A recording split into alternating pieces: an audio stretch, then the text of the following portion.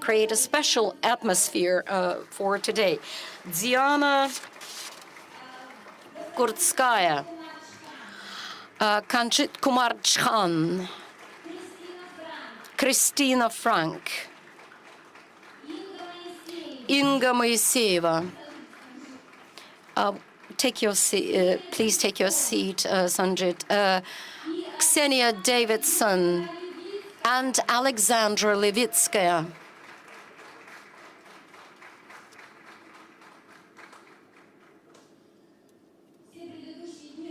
All the previous days of working at the festival, you could evidence the fact and see the fact that charity is one of the key issues for resolving a lot of global issues. By being charitable, you can change yourself. Using charitable instruments, you can change the world.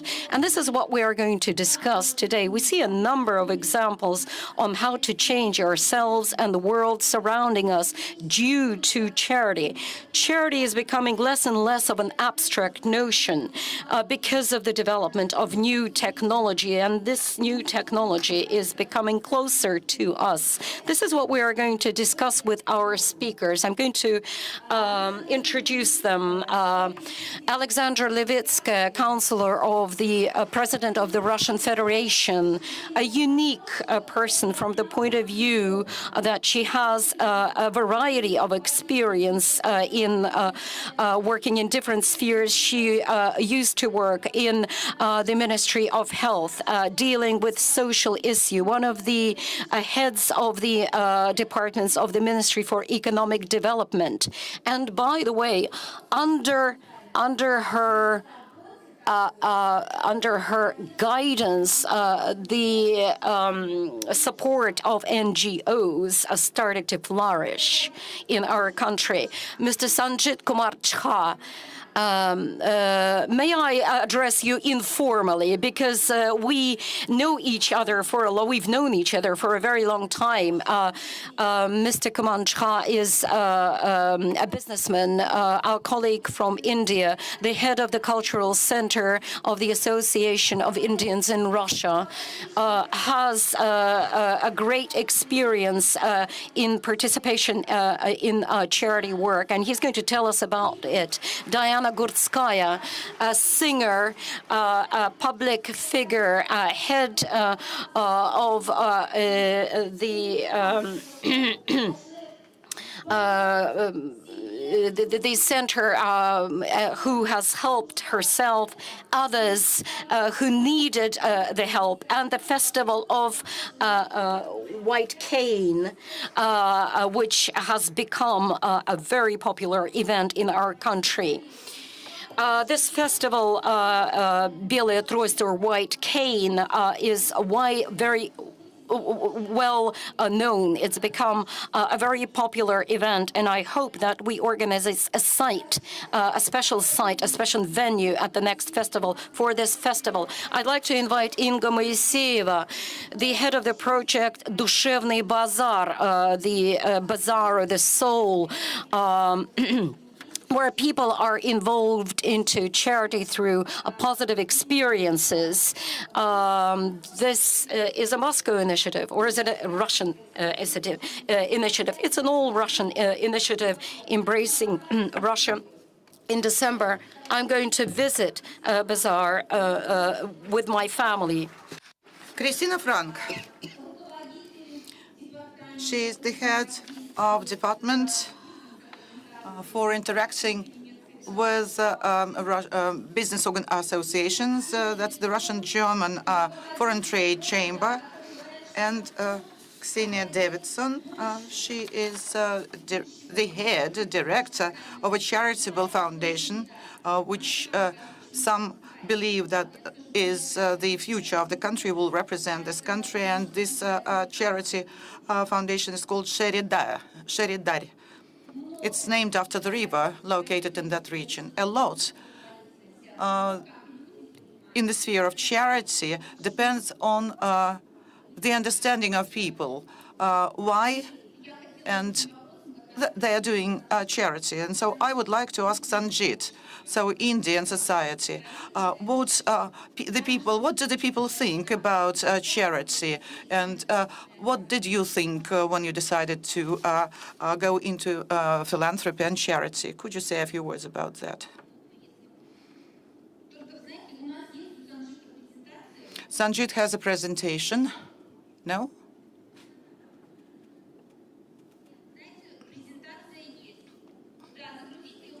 It should be uploaded. Even if Sanjit doesn't want to follow it closely, nevertheless, it would be a background. It contains lots of data. My Russian is not, I'm not fluent in Russian, so I'd like to speak in English with your permission. This is a unique event.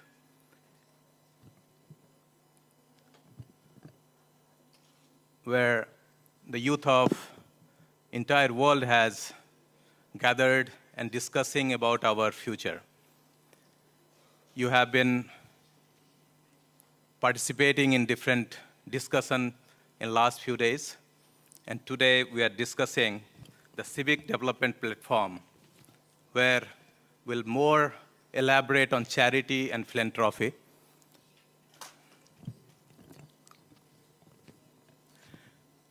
All of us, at some point of time in life, we need some help. And this world cannot exist without charity and philanthropy that we all understand. Today, as I understand, we are talking more about Asia. We are focusing on the theme of today's activity is Asia. So I'd like to speak a little bit about charity and philanthropy in Asia, and in particular in India, because India is the birthplace of charity, you can say. So please allow me to just cover these topics, the charity in Asia and in India. And of course, maybe with my little experience living in Russia, I'll also speak a little bit about charity and philanthropy in Russia. So philanthropy in Russia, in Asia. Asia is hurtling through the world at high speed, creating wealth and developing opportunities in very unprecedented and dynamic ways. Yet it remains home to 2/3 of world's poorest population and to growing inequalities, creating a need for philanthropy more so today than ever before. Philanthropy is not new to Asia. Generous community leaders have played a vital role in contributing to the common good, acting as champions for social projects that no one else supported. Today, the landscape of giving in Asia has changed, yet in all ways. Old issues require new perspectives, while new issues have emerged. A growing numbers of Asians influenced by globalization and empowered by new possibilities see themselves playing a greater role in contributing to the betterment of Asia and the world. Asia's young inheritance are doing things differently from their forefathers, and this includes taking a structured professional approach to philanthropy. Philanthropy is an old-age tradition in Asia, but wide-scale systemized giving is still relatively low.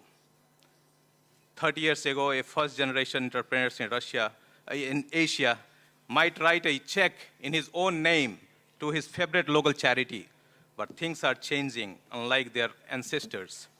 Asia's millennial inherited are giving in a structured way with a mission from social investment to impact-focused philanthropic initiatives. I'll just give you a few statistical figures about charity and philanthropy in Asia. You all may be knowing about World Giving Index, CAF. CAF provides insight into the scope and native of giving around the world. In order to ensure that giving is understood in its various forms, the report looks at 3 aspects of giving behaviors. They just conduct different analysis, or they just speak with people, and they give just three questions. The first one is, have you ever helped someone whom you do not know? This is the first question they asked to the people. Have you ever donated money to a charity? And third one is volunteered. Have you ever volunteered your time to an organization? So based on these three questions, they come up with this, with the conclusion. So according to World Giving Index 2017, the leader of philanthropy amongst Asian countries are, by helping strangers, India, China, Indonesia, and Bangladesh. They are the leaders in this area. By donation, Myanmar, Indonesia, Thailand, India, China, they stood in the leading position in Asia. By volunteering, Indonesia, Myanmar, India, Philippines, Japan, they are the leading country in terms of volunteering. So what we understood, Myanmar is the leading in World Giving Index 2017. So this is very interesting, isn't it? Myanmar is a small country where this volunteering or charity or philanthropy is so well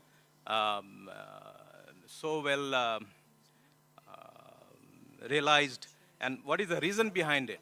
That we have to analyze, because we all represent different countries, big countries, but country like Myanmar, which is so small, and as per World Giving Index, Myanmar stood first. So as per my understanding, I have done some research on this. In Myanmar, there are so many charity organization functioning. It's mainly the missionaries organization, many religious organization. They are very active in charity and philanthropy work. So therefore, the public awareness is there about charity and philanthropy. So anyway, we'll just go further about other countries, about India.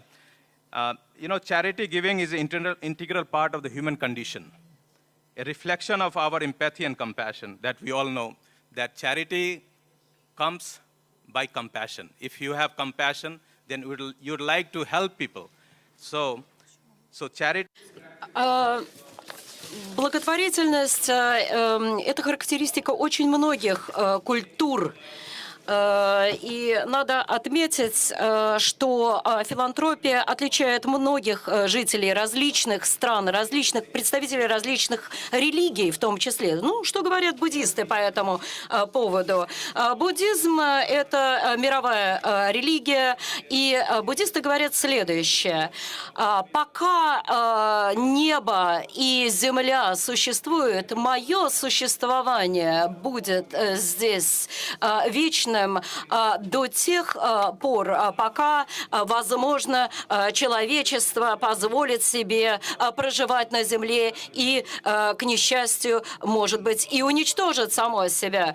Позволь мне страдать, и страдания людей могут освобождать его. В исламе, представители ислама, это вы самые лучшие люди, которые появились на земле именно потому, что вы появились для того, чтобы присоединиться к благотворительной деятельности и запретить зло.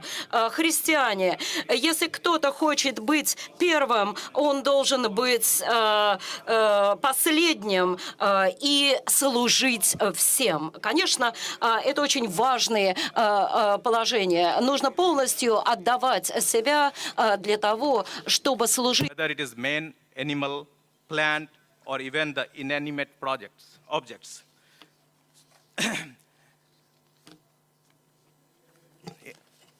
Bhagavad Gita is one of the ancient scripture of Hinduism. It speaks a lot about dana. Dana is charity, and seva. Seva is selfless service.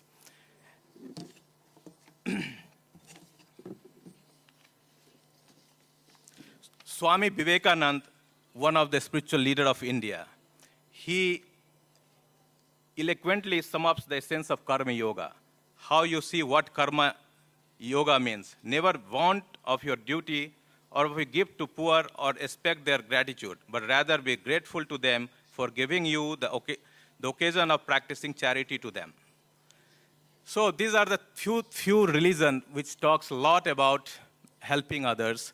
Beside this, there are many other religions of the world. They also talk the same. So religion plays very important role for charity, philanthropy, volunteering, and that's why we see today in the world, uh, you know, practically in every country, there are people who put their heart and soul, to take part in this selfless service. So let me talk a little bit about India now. I'll come with what is happening in India in the field of charity and philanthropy. So before talking about it, I'll just give you a brief about the Indian culture. You all may know that Indian culture is a term. Culture is a term that defines the growth and development of a human being by the influence of the social situation. Indian culture is a blend of various cultures around the world at different points in history and its own rich tradition. Though development and modernity has set in, the people of India remains rooted in their strong and rich heritage. The Indian culture is inherent from its rich and diverse migrations and invasion from our 5,000 years old history. Indian traditions and rituals has an immense physical, religious, racial, and linguistic variety. Indian culture is defined by idea, thoughts, and philosophies prevalent in the country and its people. The uniqueness of Indian culture lies in its strong social system and family values. The elders are considered the driving force and so are represented and loved. The guests are considered as gods and are treated with respect and love, even if by foregoing some of the personal pleasures. Indians are always ready to help one another in the time of need. The philosophy of distributing joy and sharing sorrow is also an important part of Indian culture. Unity in diversity can be seen here, which teaches tolerance and respect for others. The mildness and humanness of Indian culture can be seen in all aspects of life. India has people from all religions and walks of life living together in harmony. India being a birthplace of many religions like Hinduism, Buddhism, Sikhism, Jainism, there is a freedom to worship and practice any religious thoughts in the country. In times of calamity as well as celebration, all religions come together and share the feeling of one another. Indian festivals, food, religion, rituals, artifacts, monuments, costumes, music and dance, language, and literature from all inseparable part of its culture. The diversity can also be seen in variety of languages spoken here, around 1,000, including the regional dialects. India is the most diverse and secular country with people from all religion backgrounds. Having such a diverse and varied population, India is a country of festival and occasions. The festival of all religions are celebrated throughout the nation, bringing everyone together, closer. So now let me tell you, this was little about Indian culture. Now let me tell you about the philanthropy in India and its history. India stands out as one of the few countries in the world where philanthropy has played a critical role in its foundation as a modern independent state. With such a long track record, philanthropy has deeper root in India than in many other countries. The culture of philanthropy is as old as India itself, which has a history spanning towards thousands of years, more than 5,000 years in ancient Hindu scripture of Rig Veda. It was written about the need to help those in need. The concept of dana, dan is charity, also existed for centuries, is practiced at various times and took many forms, including volunteerism and money donation, the provision of food and clothing. Despite some problems in state social security infrastructure, many Indian often provides and aided needy people in the form of cash, donation, other material support, and volunteerism.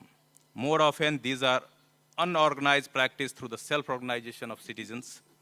So in 19th and 20th century in India, more organized form of philanthropy began to appear. In 1860, for example, according to the British rule, the law of the registration of societies was adopted, allowing the registration of charitable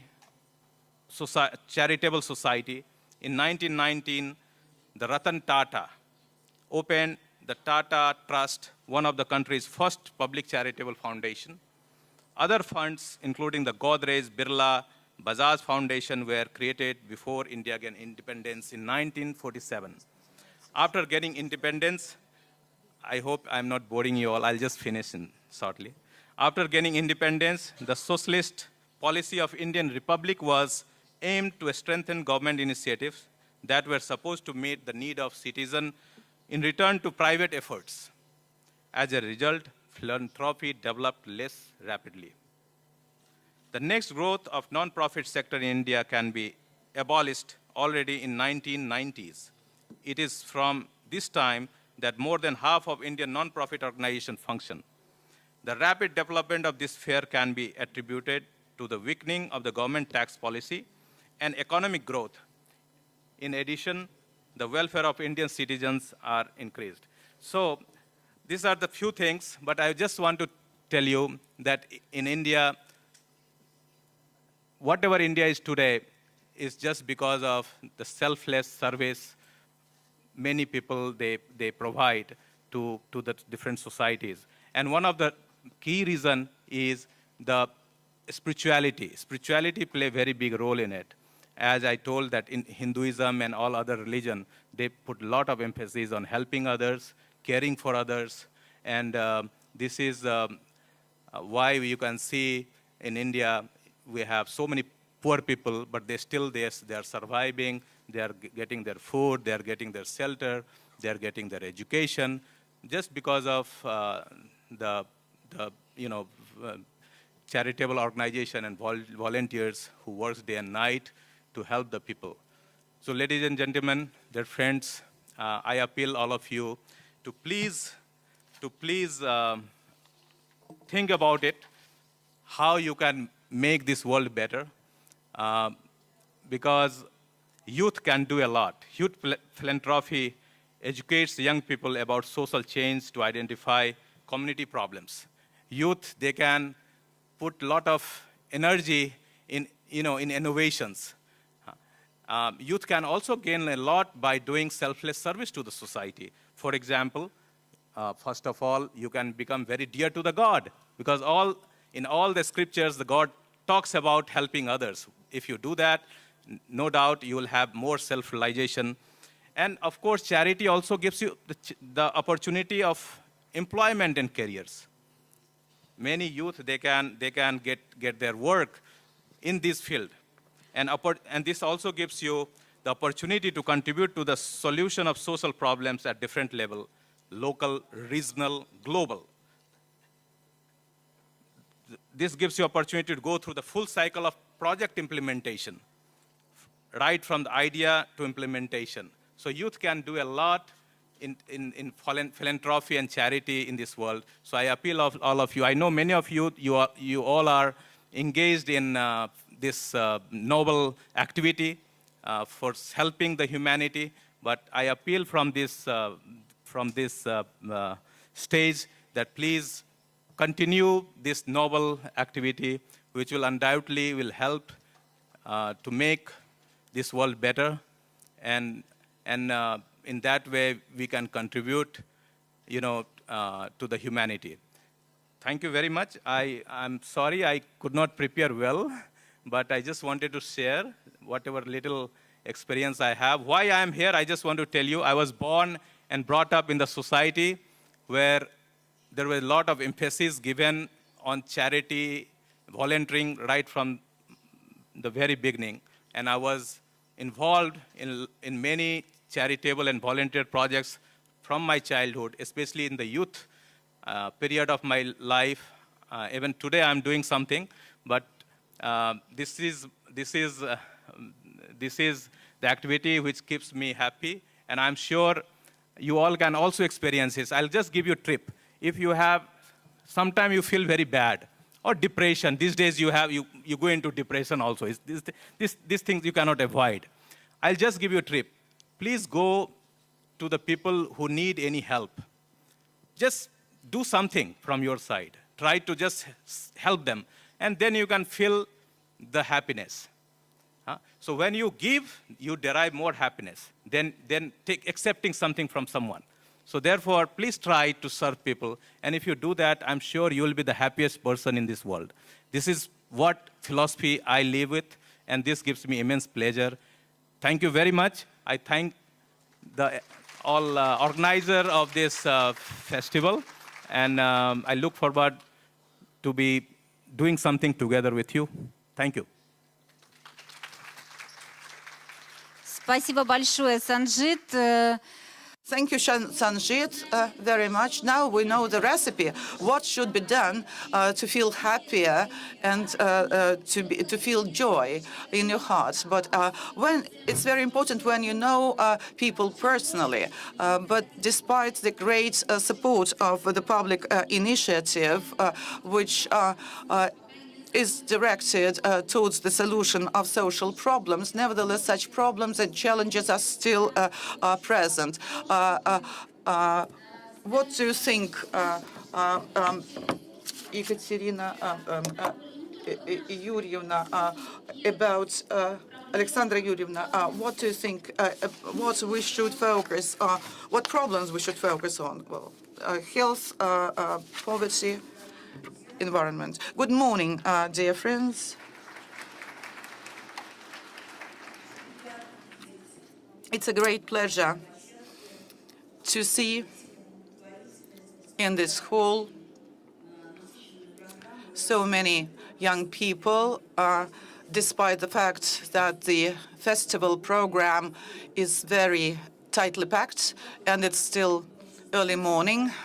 But we know that the topic that we are discussing today is philanthropy and charity.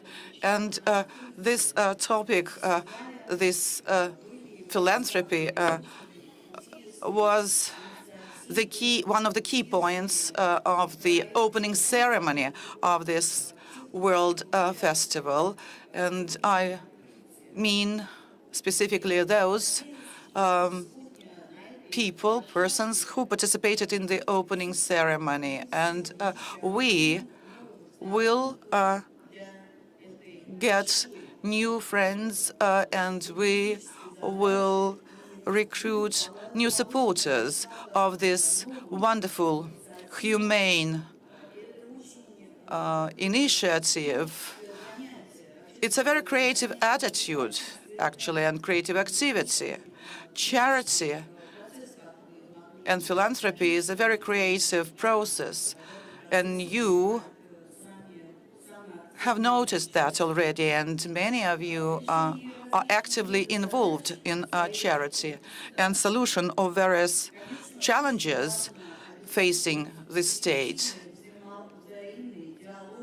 Depends on mutual dialogue and cooperation with the public, with society, with civil society, and groups of activists. It's not enough just to create appropriate conditions.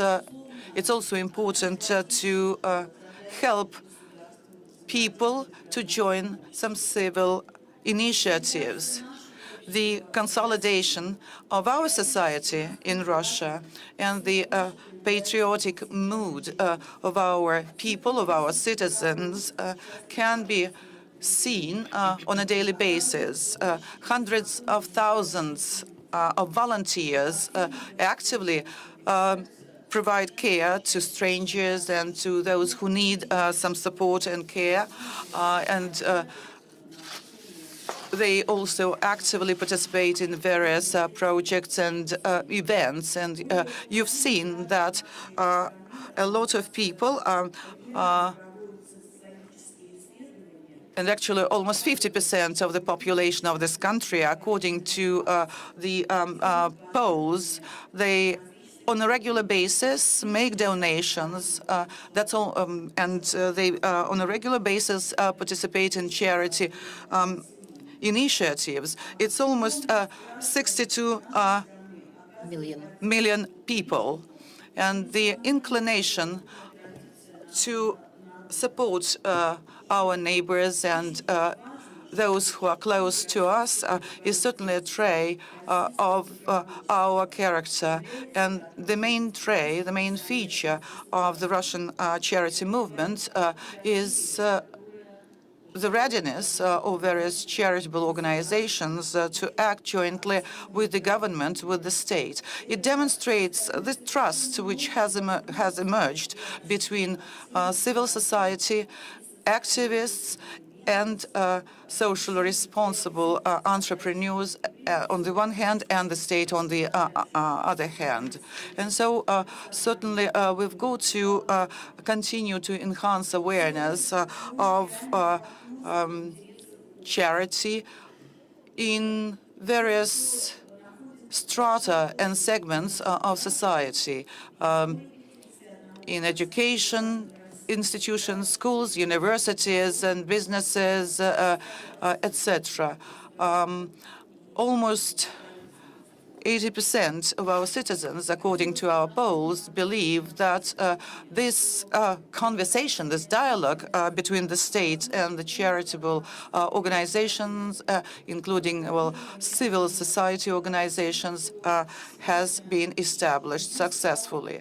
What I would like to say to those who are still not very actively involved in charity activities, and maybe my words would help them become more trusting to this idea. And so information openness and transparency of non-government organizations and non-for-profit organizations, and over 60% of Russian citizens believe that most charitable organizations can be trusted.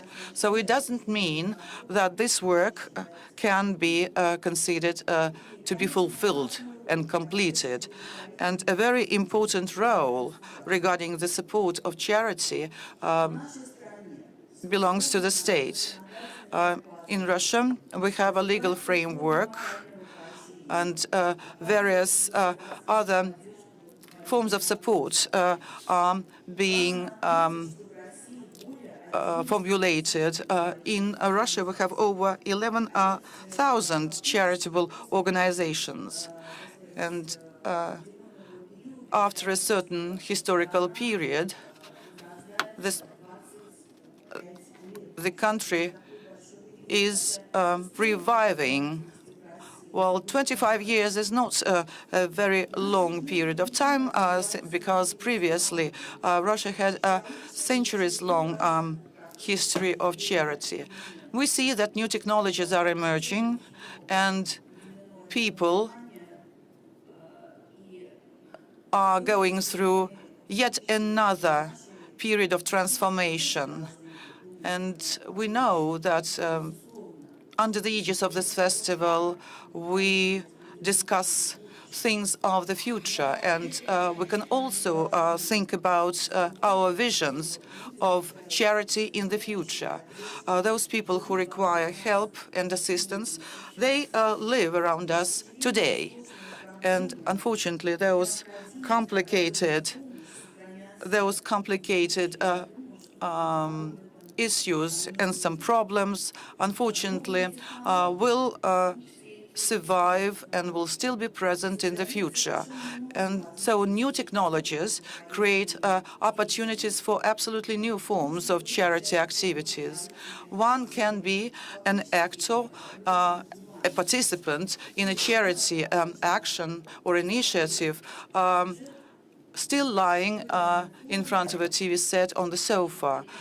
Everybody knows that while you're watching some TV program, you can push the buttons of your telephone and make a small donation to a charity organization. Well, the amount of contribution, very often it doesn't matter. We don't talk about whether we it's important to make big donations or small donations. Very often, it's just enough to talk to a person, to demonstrate attention to him or her. A lot of obstacles have been eliminated on the path to charity, and there's a lot more attention to those who need support. All this needs an exchange of experience and knowledge, participation in social startups and in charity organizations, and we are going to discuss such projects, is a possibility and an opportunity for young people to realize their potential and to make their contribution into the development of their country and the world at large. As in anything, charity has to also become a professional field, and therefore you have to learn how to do it and learn from each other, learn by way of sharing examples, best practices, which contribute to our main and common goal. And the opportunities given to us by this festival, which unites a large number of representatives of different countries, allows us to exchange such experience. I would like to wish you all the very best. I'd like to say that this is a very creative process, and you can start at any age. You can do it all your life long. And as one of our speakers pointed out, it is also taking care of your own self, of your own state, of your soul, as the person creates himself and the way this person will look and come across to the future. Thank you very much, Alexandra Yurievna. When people say we have to think of the future, we have to think of the future of charity and so on and so forth, yes, well, thinking is not enough. It's not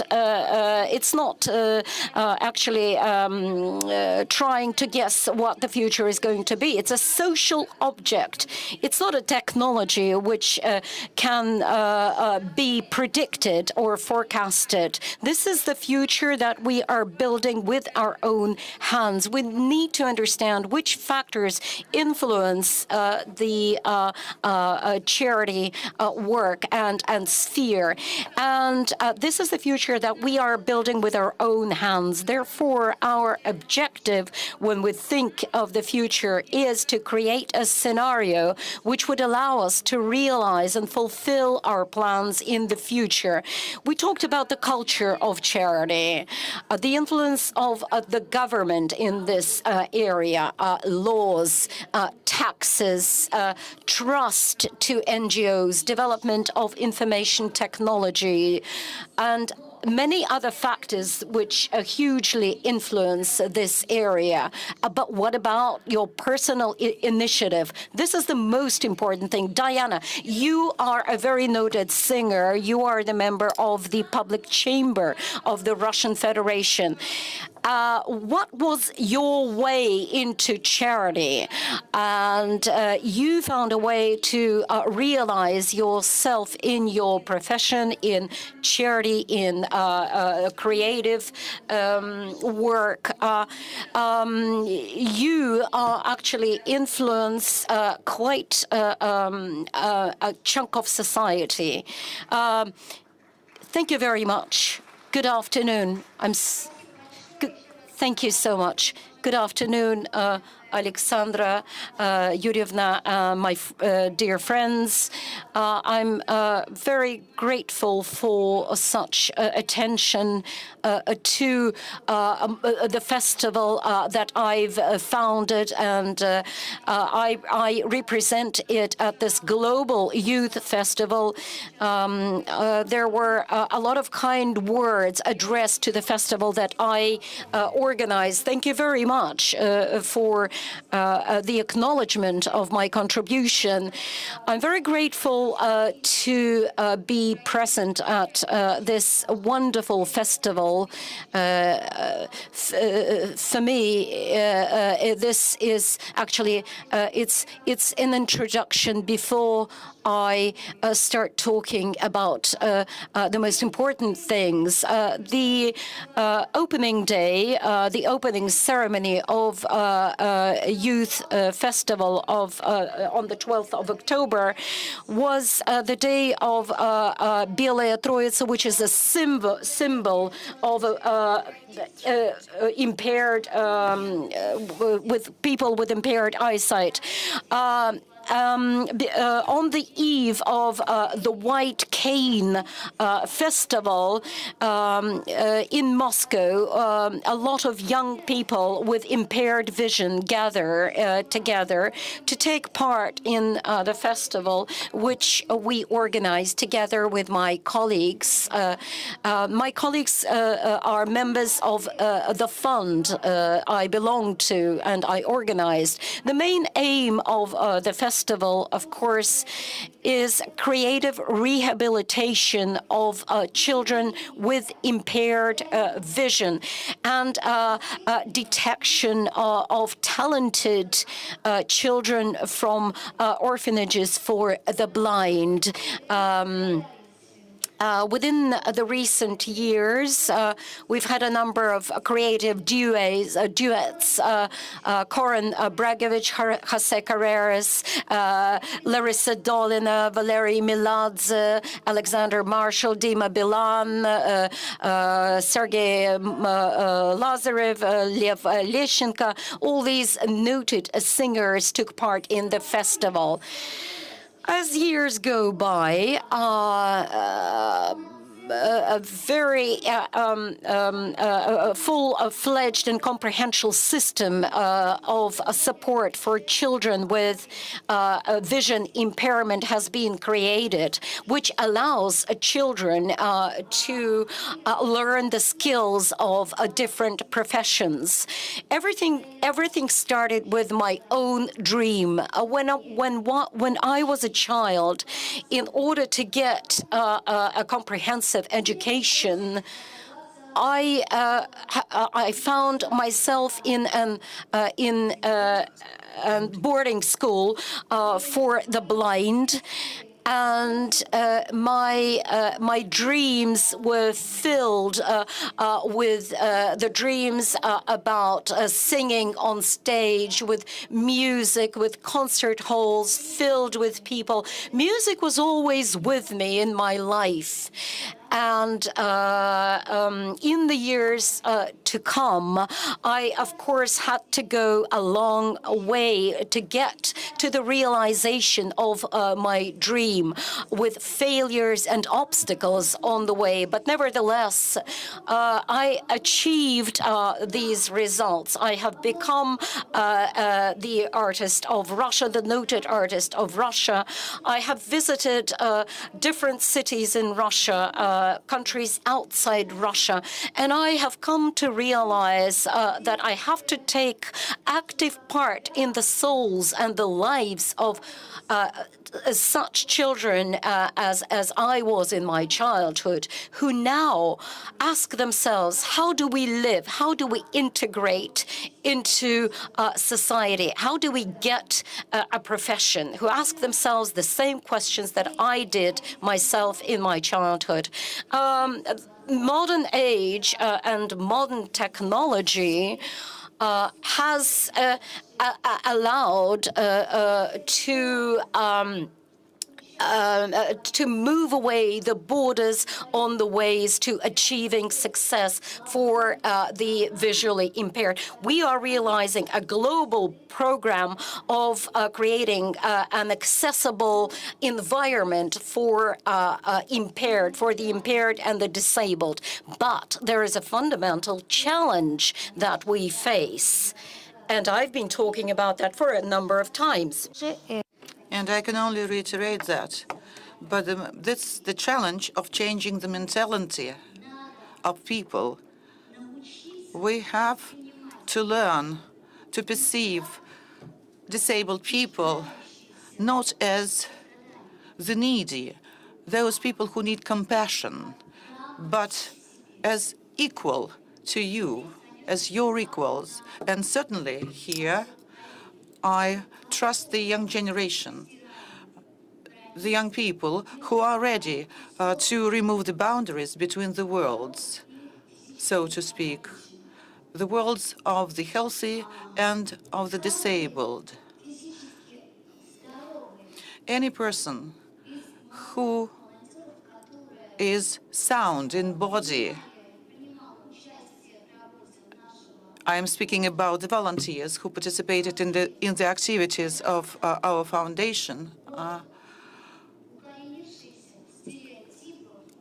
quickly lost deeply rooted stereotypes about the disabled people. And that's the most important thing. Believe me, I have a dream. As the great Martin Luther King, he had a dream. And I also have a dream which is as follows. I hope that due to, or thanks to our efforts and specific actions, the understanding and interaction between healthy people and the disabled people becomes natural, not only here, but in the world. Thank you, Diana.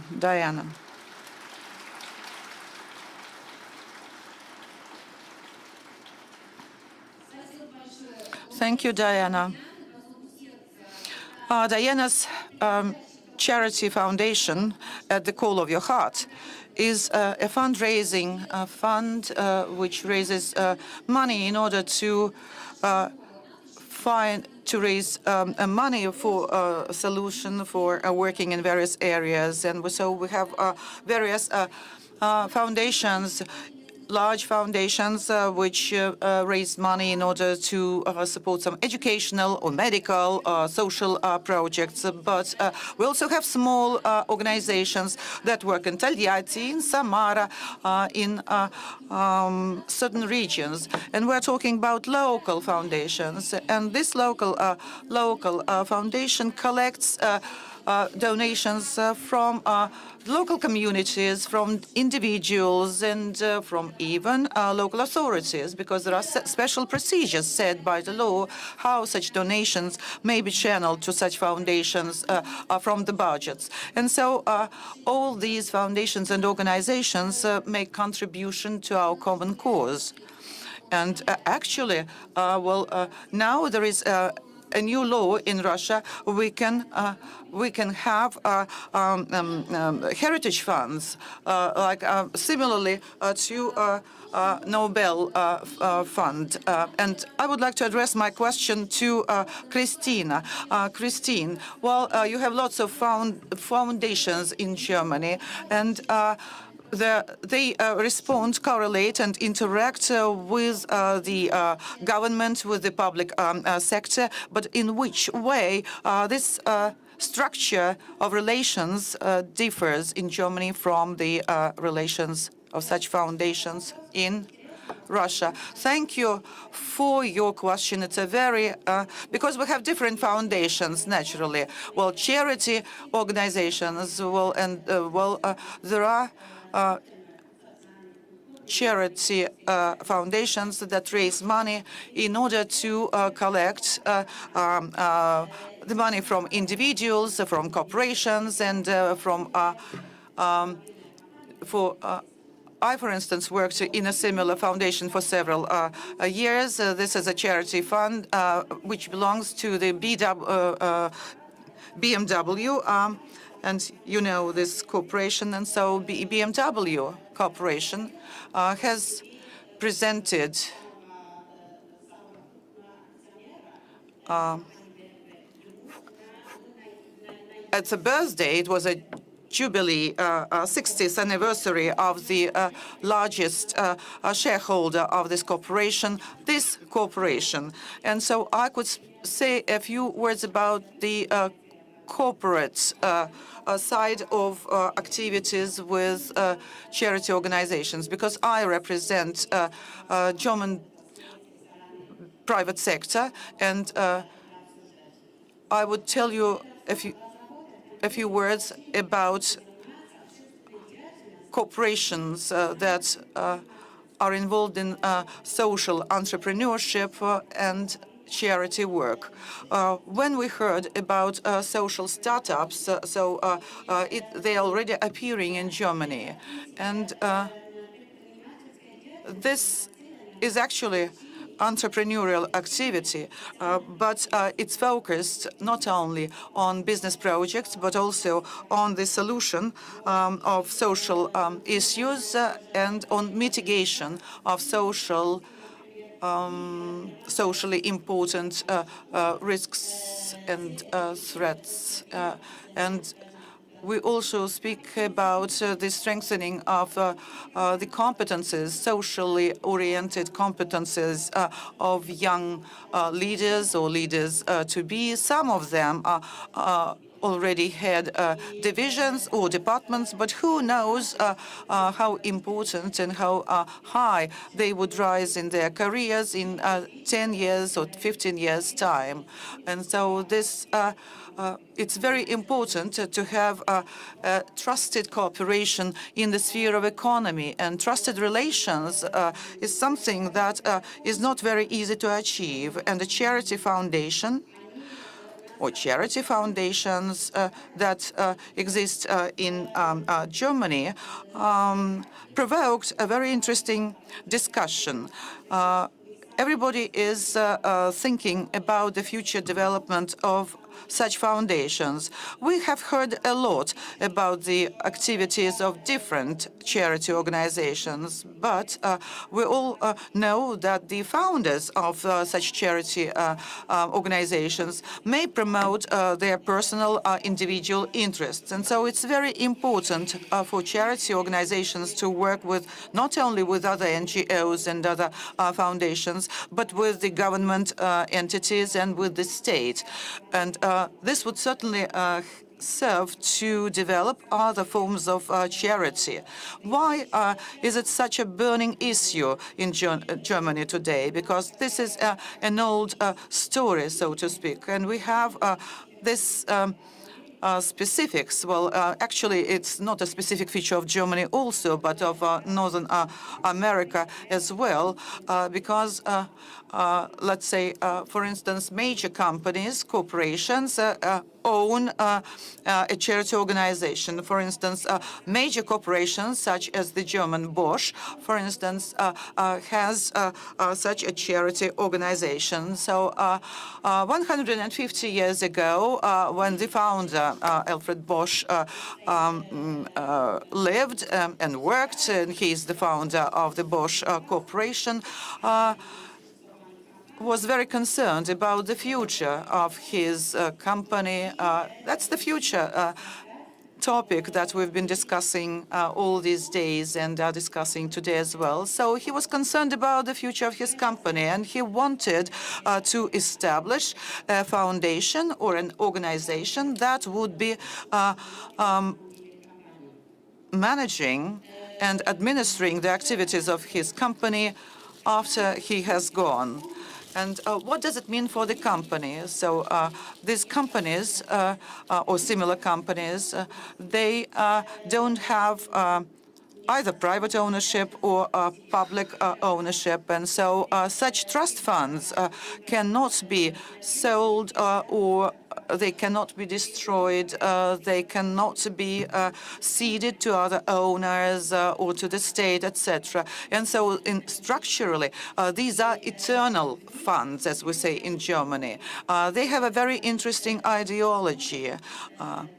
Such corporation funds focus not on profit maximization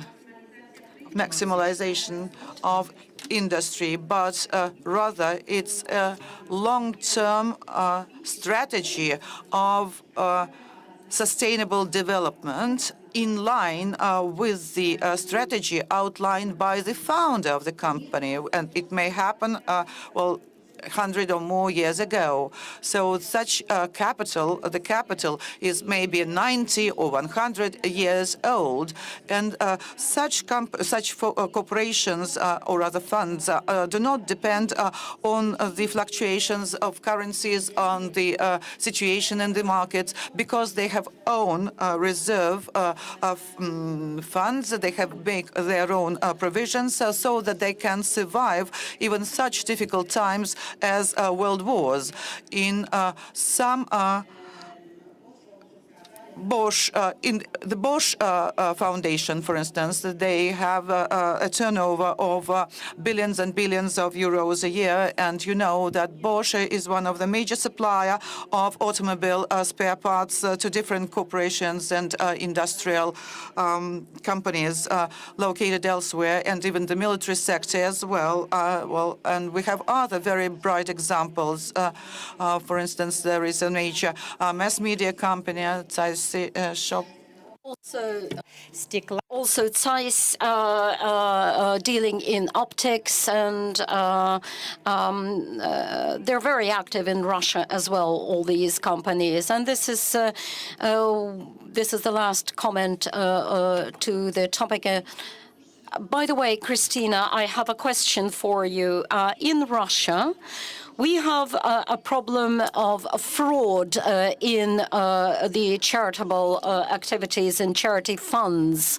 There are some people who, under the disguise of representatives of charitable foundations, start collecting money on the streets and so on and so forth. Well, it happens all over the world. By the way, it happens everywhere. By the way, I wanted to say a few words about the ethics code because this is very important.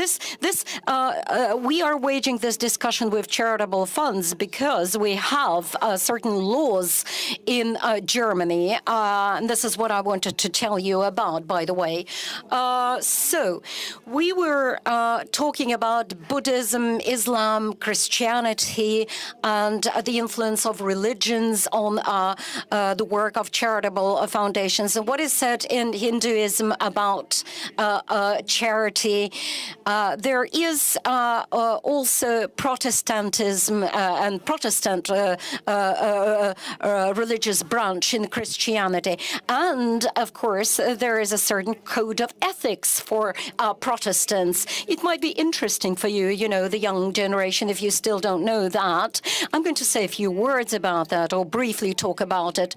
Well, there's this labor ethics or the labor conduct, the doctrine on the necessity to work honestly and work hard. This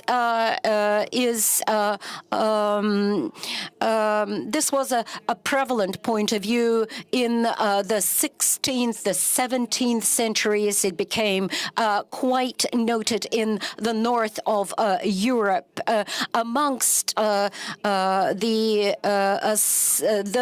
settlers in North America, those who migrated to North America, and became a prevalent ethic or code of ethic. And therefore, in accordance with this code of ethics, entrepreneurship, startups, are viewed as a moral and necessary way of highly moral, necessary way of life. And the entrepreneurs, those who founded the company, they will actually be awaiting from their children to continue with what they were doing, to continue with entrepreneurship. And they have this positive view of work, of labor. It is an essential part of their life. Work is the center of the life of these people. And leisure is all around work. We just like we're doing doing right now. We have certain master classes, we have certain development classes, and through that we also create funds. Funds also being created in large corporates. As far as fraud is concerned, and your question is concerned, we are talking about the future of charity funds and alternative ideas for the development of charitable activities and charity as a whole. I've already pointed out that charitable funds, charity funds, are viewed as the continuation of the interests of the founders, of entrepreneurs, and these funds. Those who create funds pay less taxes. So this connection with the government in this respect is highly important.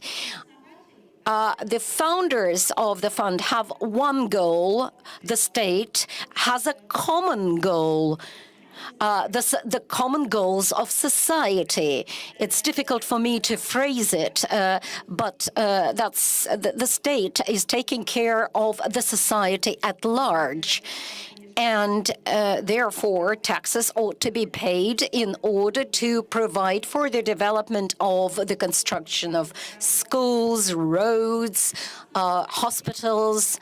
The entrepreneur works in one specific direction, and the dividends and the profits go to a charitable fund. Therefore, societies and parliaments do not influence the decisions of an entrepreneur. Therefore, there is less democracy. This is what we are discussing. You may disagree. You may have a different opinion.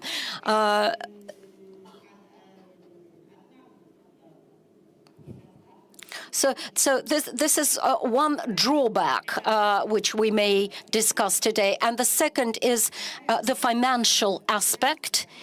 In our law, in the German law, there is a phrase that charity funds of companies or private individuals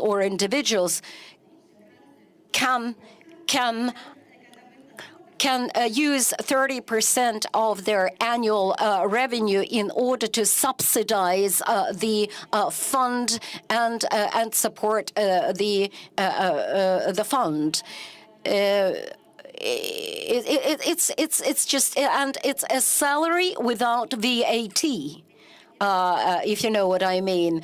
It's not fraud that people, all start doing that. It's on the level of the law, and it's being discussed in society. And therefore, we are working towards alternative methods of charity. That's social initiatives due to the modern technology, pro bono activities, and different aspects are discussed. Thank you very much, Christina. Thank you for giving me the floor. So as far as charity is concerned, transparency and reporting is above all is highly important. And Inga, how are people involved into charity? They will be involved only if there is a high level of trust. There is a lack of trust in many countries, but 18% of the population of Russia feel that you can trust such organizations. 76% are hesitant about that. So in other countries, it may be vice versa. So what do we do about trust, information technology, and how do we get engaged in charity so as to be satisfied and so as to feel secure? Well, in order for for security to be present. We publish all the necessary reporting, and technology, blockchain technology is being developed not only in business but also in charity.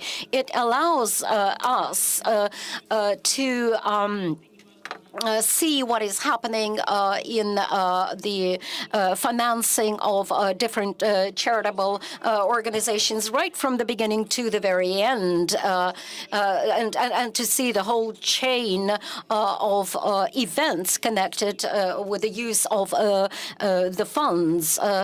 There are crowdfunding platforms working with cryptocurrencies and accepting bitcoins in Russia. There are some charitable cryptocurrencies being created. For instance, there's a children's project in Russia where cryptocurrency, which doesn't have a specific name, but this cryptocurrency can only be used to buy books for incapacitated children, for invalids. So this is very important. It's important to raise these subjects. Alexandra Yuryevna said that we need to create the necessary conditions. So let's take our project, Dushevny Bazar. Diana has already pointed out, we also began with our dream. We started creating conditions to join forces of those who want to come together. And some people need help but don't know how to ask for help. 8 years ago, we managed to create a common platform offline. 3 years ago, we started working online because this is what new technology presupposes.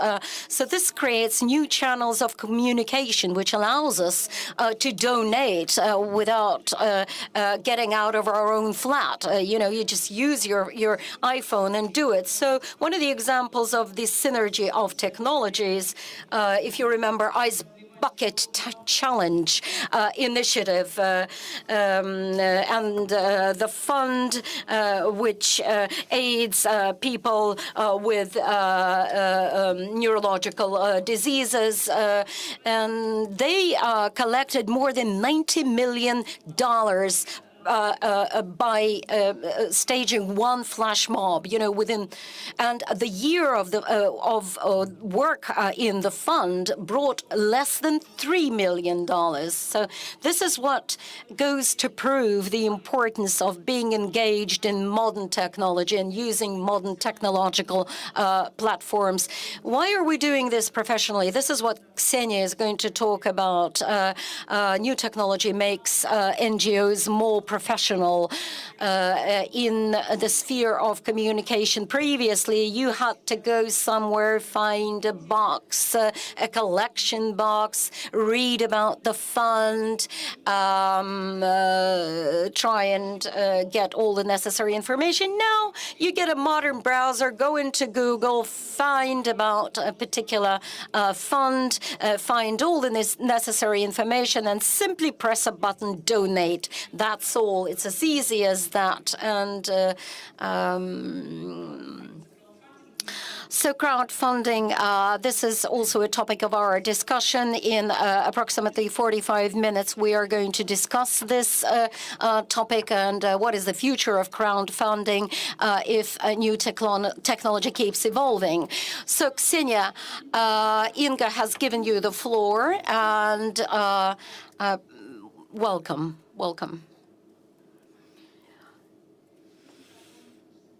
The microphone seems not to be working. Okay. Fine. Esteemed colleagues, good afternoon once again. I would like to begin with a question. I'd like to ask you to raise hands, those who have heard about the fund Sheridar. Well, I said a few words about it. So I thought everybody's heard about it by now. So when Irina was working with the auditorium, I heard her asking about the fund, and there are representatives of some universities and institutes here who take active participation, who are actively participating in Sheridar fund. I'm going to say a few words for those who don't know what Sheridar means for us. It's a fund which works with children with very serious diseases, for children who need to re-socialize, who come out of hospitals after having spent a long time in hospitals. And we are one of the funds which allow children to come over to special camp sites for rehabilitation.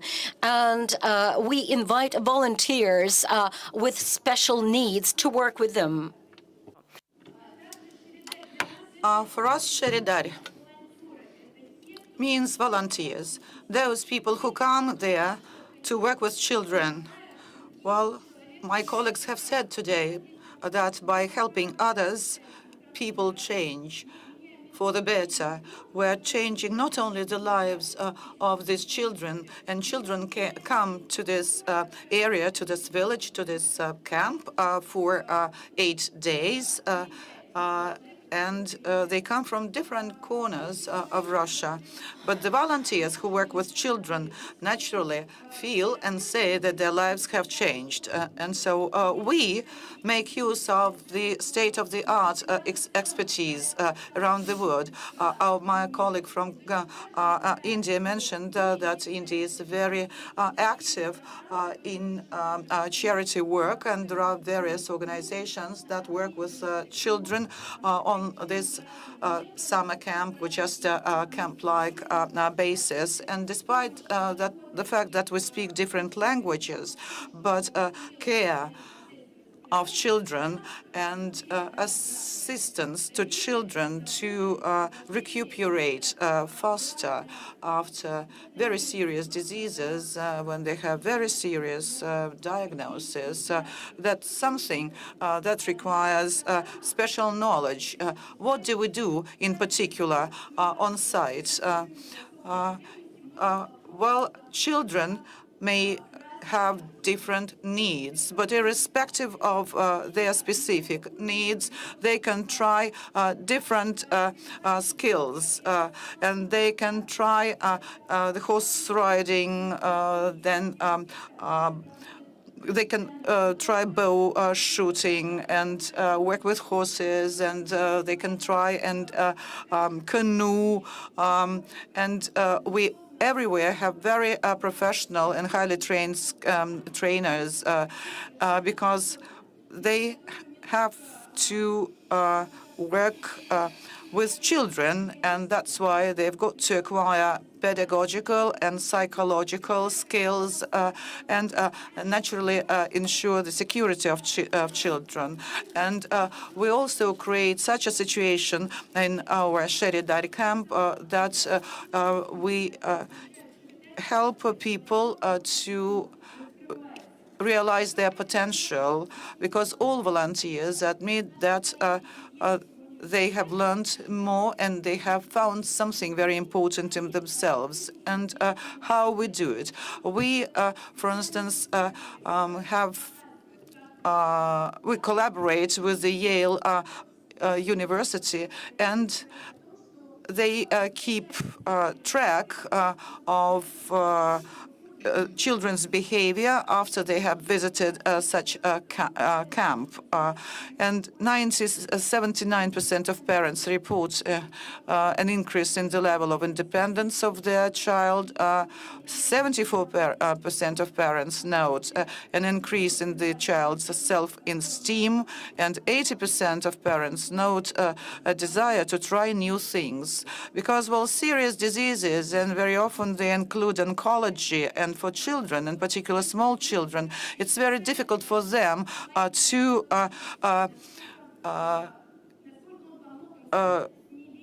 get re-socialized. And here you can see what the children say, because we have a special, a book in our camp, and where children describe their experience and their feelings before and after.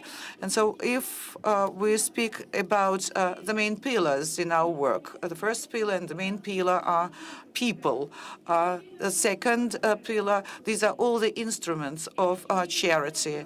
That's the volunteer time, that's professional support from businesses, and when businessmen offer pro bono services, then also private donations, individual donations or company donations, and we also have another aspect which we started using in Russia, and we were among pioneers of this experience, because our founder wants the center to be operational even 100 years from now. And that's why this is our center is a dual purpose center. So it can be used not only for specific charity programs when we ensure that children get social rehabilitation, but also such centers may be used for other projects and events. You can see this location, the location of our center, this camp, and our dream is it should become self-sufficient, self-funding, self-sufficient, that it would survive all the difficult times or any difficult time, and it would be operational even 100 years from now. And at the same time, we would be providing good assistance and support to children. Right now, information technologies and medicine are developing at a very fast pace, and we hope that very soon, in the very near future, we will see a new invention in the medical sphere that would cure cancer. And then you may ask the question, then what would be the purpose of Sheri Diary's activities later on? Because that's exactly what I said, because this Sheri Diary organization or center would be just extending its main activities, because we see that mobile phones and telephones, smartphones have not only the positive side but a negative side to them, because right now young people communicate with their smartphones more than they can communicate with people and with friends face to face. And so we hope that once cancer is defeated medically by new drugs, nevertheless, young people and children would still be coming to us in order to be involved in face-to-face communication, because they cannot use smartphones. And who was the person, such a smart person, who founded this center? Mikhail Bondarev. He is an ordinary entrepreneur, and he has several companies and educational centers in Moscow and schools, but basically he's not in oil and gas. And he certainly is very socially responsible, and he wanted to open such a center that would provide charity to sick children, and he wants it to be operational in 100 years. Do you cooperate with some state organizations? Yes, we do, and the state does provide support to us. And I saw here Vitaly Budko, and in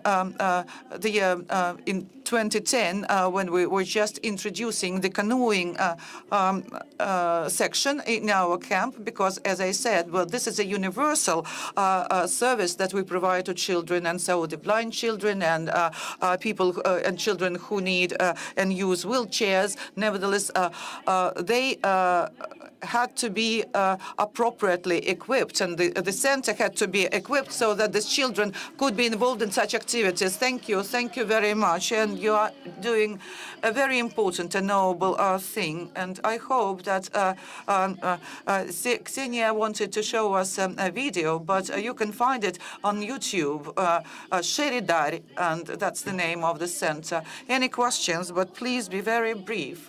Quick questions and quick answers. Yes, I can. Yes, I saw the first hand.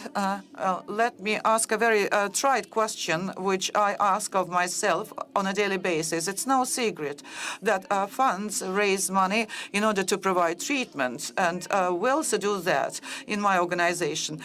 We spend time and make efforts in order just to take a child to a specific hospital, for instance, to Ekaterinburg, etc. And so my question is to Alexandra Levitskaya. So what should be done in order not to duplicate the efforts of the state, so that the charity funds would be focusing on re-socialization, rehabilitation of children, instead of raising funds in order to ensure just a banal transportation of this child to another city? How does the state treat this point? Thank you for your question, and it's not a very easy question. What does the state do?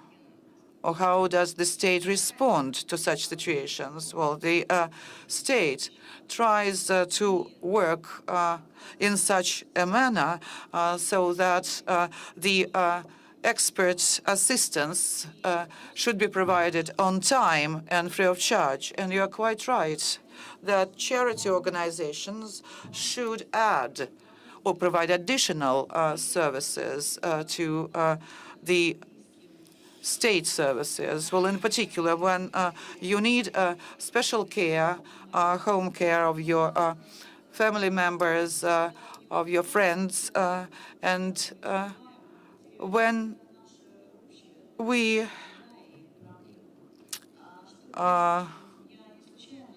we don't make it in time, then we lose people, and that's gives us pain, and it makes us sad.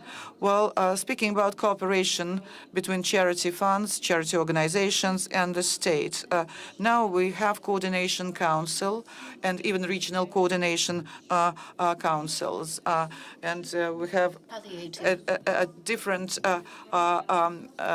aspect of our activities, which is related to the provision of palliative services, and we focus on such services.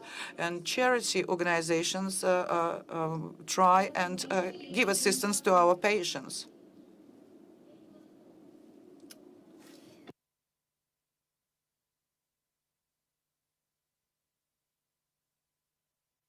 Thank you very much. I'm Anastasia.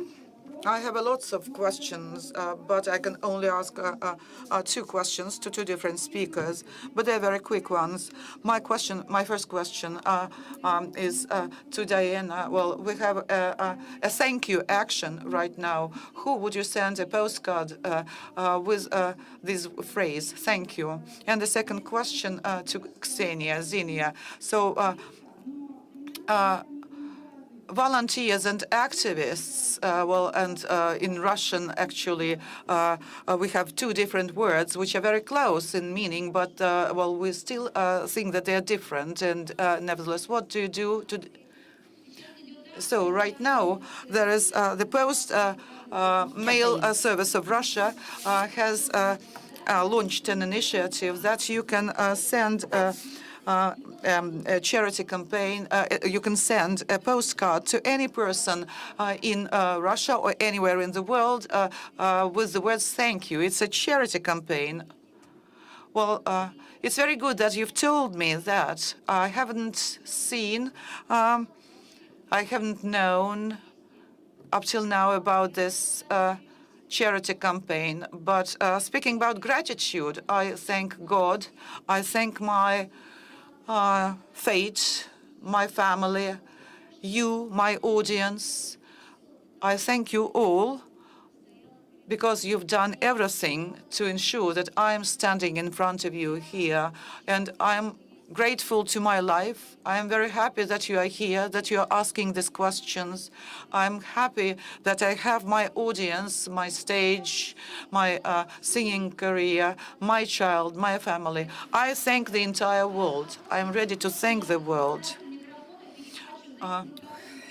And we are conducting an all-Russian poll of the population. And in September, we asked Russian citizens the following question: which words suit better for the following types of activities? And so volunteer work and volunteer and pro bono or active activity. Two very closely related words which are very difficult to translate. But let's say the poll results were almost equal, 42 against 40. Well, the word "доброволец" is a purely Russian word because volunteer has a Latin origin, but доброволец, it's a person of free will, a free wheeler, so to speak. And so actually, well, we are happy about assistance provided by any person. So that's microphone. Good morning. My name is Artyom. I'm from Tula. I would like to ask a few questions to Alexandra Yurievna and our foreign guests. We have an experience that our governor had a counselor in the area of incapacitated people. Then I myself, for 5 years, have been doing this work as a representative of the public council. And my question is, how do you assess the fact that invalids and incapacitated people are attracted into the work of the public sector and a social organization? Diana said that she was a person that could, with her experience and her popularity, contribute to society. I'd like to ask the foreign guests, do you have examples of attracting invalids to work in the authorities, into the state authorities? Well, I'd like to say that in our department on the support of NGOs, we have Lali. She's working with us. She has no hand. She has no hand. She is incapacitated that way, but she works at the very top, working with social aspects of NGOs.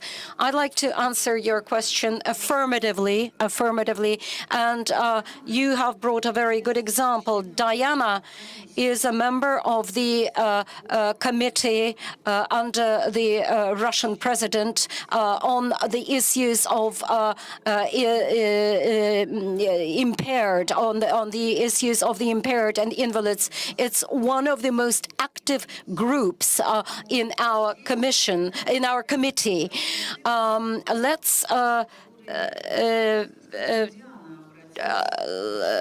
Let's reiterate Diana's words.